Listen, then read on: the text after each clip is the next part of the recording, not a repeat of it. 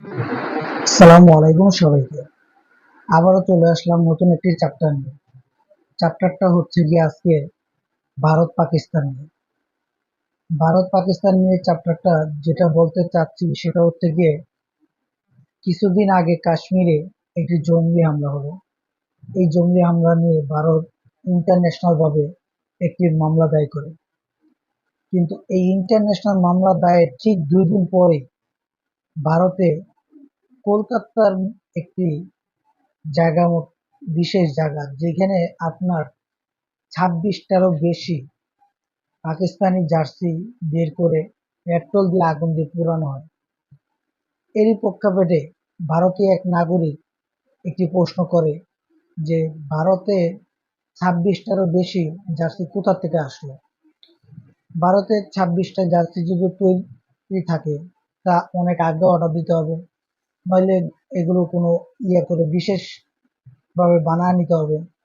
কারণ ভারতে পাকিস্তানি জার্সি বিক্রি হয় না। ভারত পাকিস্তানের দুইজনেরই একটি দ্বন্দ্ব যুদ্ধ সবসময় লেগেই থাকে। তো সেক্ষেত্রে ভারতে পাকিস্তানের জার্সি যেমন বিক্রি হয় না, পাকিস্তানে ভারতের জার্সি বিক্রি হয় না। কিন্তু পাকিস্তানি জার্সি ভারতে কিভাবে পেল, তাও 26টা।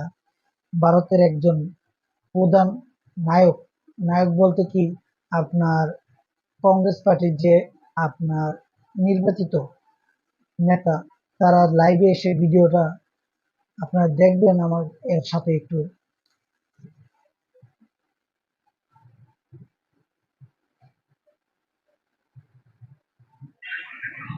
এই যে একটু একটু করে আপনার জার্সি বাই করতেছে বনে বনে। ভারতেরই একটি সাংবাদিক ছিলেন যার নাম বিতর্কিত, তারা লাইভে এসে তার নিজের পেজের লাইভে এসে পাকিস্তান মুর্দাবাদ বলে আর পেট্রোল মেরে पाकिस्तान मुर्दाबाद मुर्दाबाद मुर्दाबाद हिंदुस्तान जिंदाबाद जिंदाबाद पाकिस्तान मुर्दाबाद मुर्दाबाद मुर्दाबाद हिंदुस्तान जिंदाबाद जिंदाबाद हिंदू शहीद अमर रहे हिंदू शहीद अमर रहे हिंदू शहीद अमर रहे पाकिस्तान मुर्दाबाद এখন প্রশ্ন আমার এখানে নয়, প্রশ্ন হচ্ছে ভারতেরই এক নাগরিক আপনার, তারা বলতেছে কি শুনেন। কলকাতার বুকে বিধানসভার গেটে শুভেন্দু অধিকারী লাইভ করে ব্যাগ থেকে 26টা পাকিস্তানের পতাকা বার করে পাকিস্তানের পতাকা পুড়িয়েছে। আমাকে দয়া করে এইটা তদন্ত করে সিআইডি বা যে তদন্ত করবে তদন্ত করে বলুক শুভেন্দু জঙ্গিহানার একদিন পরে 26টা পাকিস্তানের পতাকা পেল কোথা থেকে। কলকাতায় তো কোথাও পতাকায় পাকিস্তানের পতাকা বিক্রি হয় না ওপেনলি। কলকাতার যত রাজনৈতিক দল পতাকা কিনতে যায় বড় বাজারে পাকিস্তানের পতাকা বিক্রি হয় না। তাহলে শুভেন্দু জঙ্গিহানার পরের দিন এতগুলো পাকিস্তানের পতাকা পেল কে করে? শুভেন্দু কি পতাকাগুলো পাকিস্তানের পতাকাগুলো আগে অর্ডার করে রেখেছিল? ও কি জানতো এরকম কিছু হবে? না, এই পতাকাগুলো রেডি রেখেছিল কারণ বাংলার বিভিন্ন জায়গায় ওয়াকফ আন্দোলন হচ্ছে, সেখানে নিজেদের লোক ঢুকিয়ে পাকিস্তানের পতাকা উড়িয়ে পরে ভিডিও পোস্ট করবে, দেখুন বাংলায় মমতা বন্দ্যোপাধ্যায়ের বাংলায় পাকিস্তানের পতাকা উড়ছে। এই ব্যাপারটার আগে তদন্ত হওয়া উচিত যে জঙ্গিহানার পরের দিন শুভেন্দু অধিকারী ভারতের মাটিতে বাংলার বুকে 26টা পাকিস্তানের পতাকা পেল কি করে। পাকিস্তানের পতাকা আমি দায়িত্ব নিয়ে বলছি, বাংলা কেন ভারতবর্ষে কোথাও বিক্রি হয় না। যদি কোনো খেলা ওয়ার্ল্ড কাপ বা কোনো সময় পাকিস্তানের পতাকা পাকিস্তানিরা যখন আসে তখন যদি দরকার পড়ে অর্ডার দিয়ে বানানো হয়, তাহলে শুভেন্দু পাকিস্তানের পতাকা পেল কি করে? তার মানে কি অর্ডার দিয়ে বানিয়েছে? আর অর্ডারটাও দিয়েছিল কি করে? অর্ডার দিলে তো সঙ্গে সঙ্গে বানানো যায় না একদিনের নোটিশে। তার মানে আগের থেকে অর্ডার দিয়ে রেখেছিল কেন?